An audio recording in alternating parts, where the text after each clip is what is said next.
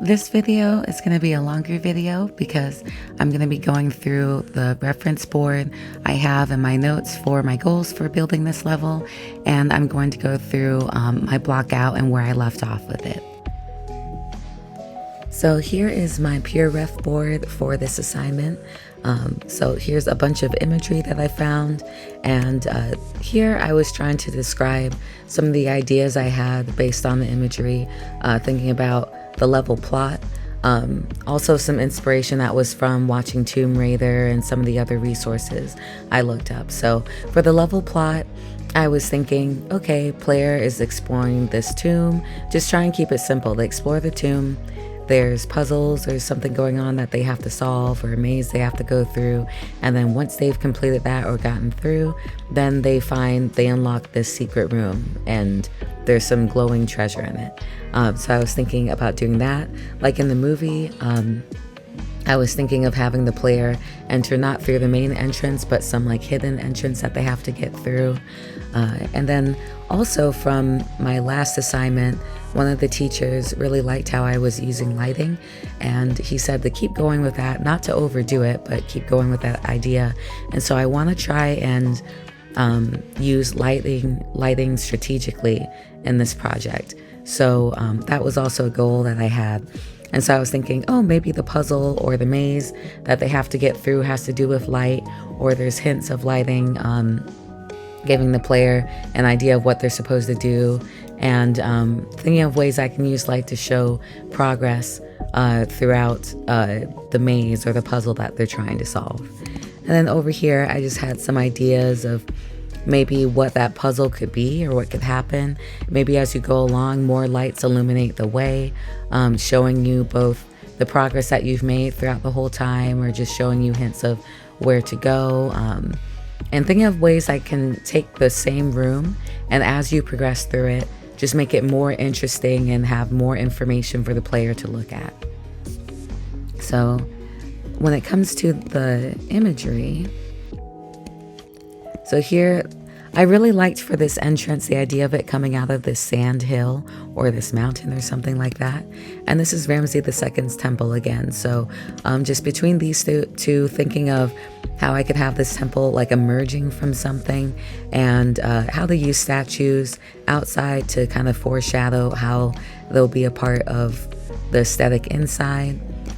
I saw these pictures and I really loved these giant faces. They look so surreal and dreamlike. So I thought, okay, I can make the statues really, really big and place them around in certain areas that maybe the player wouldn't be expecting to see them. I also just really liked this imagery, thinking of ways that I can use the statues in the halls, and in comparison to the narrow spaces, having larger spaces that just look really intense. I really like this giant hand over here, just like alluding to the same giant statues, but just like in different places, and reminding the player that there's these big giant, pieces or forces at bay, who knows. And then over here were some pathways I was looking at. Again, just trying to think about narrow spaces. I really liked these entryways here, because I thought maybe there can be one central room or place where there's multiple paths to different parts of the maze or the puzzle or what they're doing, and they can come back here to basically check their progress, and see where they have to go next, and just have a familiar place to come back to stop and strategize and things like that. Down here are more examples of narrow spaces. I wanted there to be some type of bridge. I wanted to try and play around with how can there be still more space for more information to give players, while it's still being narrow, but still having room to move around the camera. I remember the teacher the previous week was saying how, okay, this one path I made was narrow, and he's like, okay, it might be that narrow in real life, but in the game we want to make sure there's enough room for the camera to move around properly, and not be acting weird or awkward as you're trying to move it. Over here, this was me trying to remind myself I want to give rewarding views at certain parts of like the maze or puzzle they complete. Like maybe partway through, there's an area where they can stop, see everything else, and strategize where they want to go next. Here, just more ideas of how I could use lighting. I wanted there to try and be some like type of spotlight that could be like, oh, this over here, is important. And then I thought when they finally reached the last room, it could go down into like this glowing room that has like treasure in there. So while I was working on this assignment, UE5 crashed on me and I lost a bunch of progress. I was like, no. And so I need to remake all of it. Also, when I brought the project up, not only did it like send me back super far, but I was having issues with the character that I'm using as the player, and its parent class was saying that it was null or like missing or something like that. And I'm like, oh goodness gracious. So I think I'm gonna start the whole thing over again. But that means I still already I'm behind in the class. Like I need to hurry up. I've been so busy with my regular 9 to 5 and then some other client work that I'm working on. So I've just been super busy and things going on. So I need to catch up in class. So I'm going to come back to this later and remake it. But I'm going to go on to the next assignment, which is the jungle. But yeah, anywho, back to this. That's a quick update on where I'm at. And then back to this. So what I did with the bridge before you get to this part, I wanted that to be like the precursor to jumping on those pillars. I wanted like a shorter area for like jumping across the paths. And then like they'll come across and see like, oh, there's these pillars and there's more hopping going on. I tried to make the panels for the bridge a bit longer so that they were easier to run and jump across and like the player would have enough space. And I wanted to try and do the same thing with the pillars again. Like I wanted to make them a bit wider. And then also I turned that platform. Before it was kind of at an angle, the one that you jump on and you're landing at. I turned it to like, so it wouldn't feel like awkward to jump off of the pillars on the corner.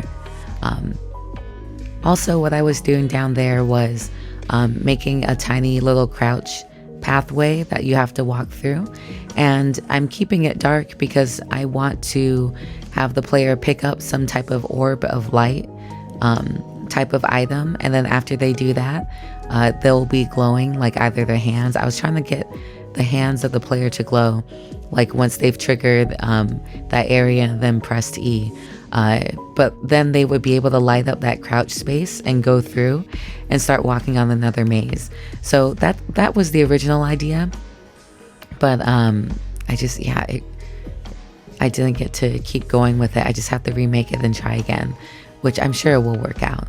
Over here, I'm like, okay, I want to start making it darker. So I'm going to add some chunky blocks for ceilings.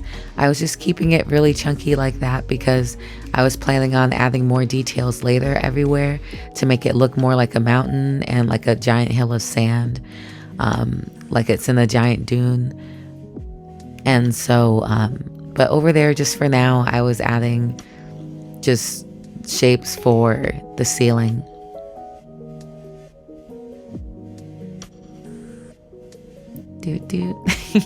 I was just taking my time moving it around. I'm still moving really slowly in UE5, but I'm getting faster than before. Before it was like, oh my goodness, I was like, where is everything? And then also I know it's still far too dark in that area over there. I was planning to add more lights later. And then what ended up happening with the ceiling was I saw like a little patch of light that it let through. And so I moved that patch of light around as a hint to the entrance of that crouch space to let the player know it was there, but still it's dark. So you still have to pick up that orb if you want to get through there.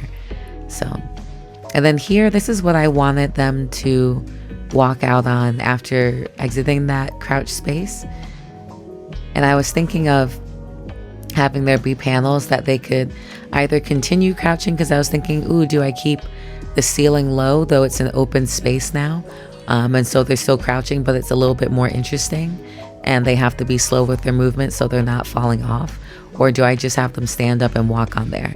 But I wanted them to walk across like a little, like, oh, this pathway's broken off, so you have to go this way. And I wanted them, because they're glowing blue, that they start to see that there's a big statue down there. And then at the end of that pathway, I wanted them to like put the item like where it's supposed to be. Like I wanted there to be another platform, and like that's where they're supposed to put the blue orb. And after they do that, then that giant statue's eyes would light up blue.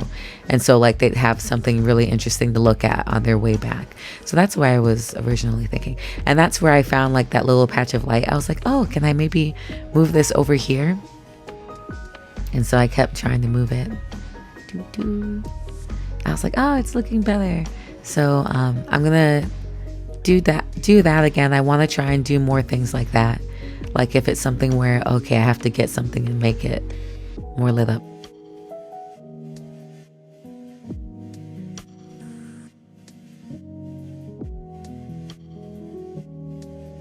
See, I wanted it to be in view a little bit over there. So they're like, oh, what's that over there? Is that a giant statue? And just kind of getting closer to it. So yeah, there's still more to do, but I have to move on to the next project because I want to be doing the same assignments as everybody else, because there's discussions involved, and so I want to be a part of those same discussions and asking questions about those things. But I absolutely will come back and finish this. But anywho, thank you so much for watching, and I'll see you in the next video.